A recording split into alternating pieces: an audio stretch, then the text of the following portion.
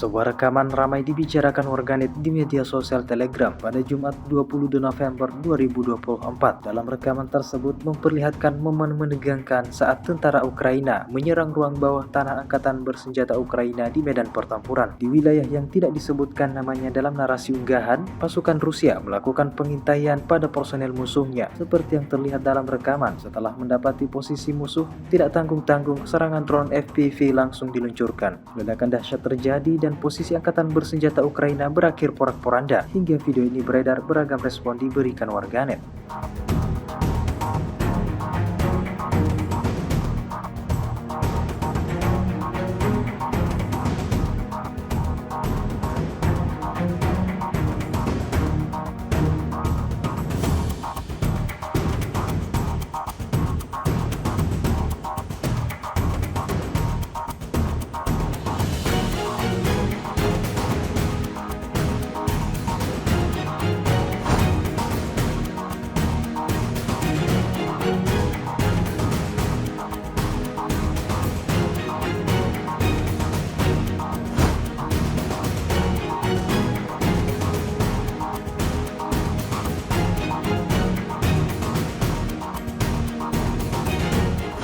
Download Tribun X sekarang, menghadirkan lokal menjadi Indonesia.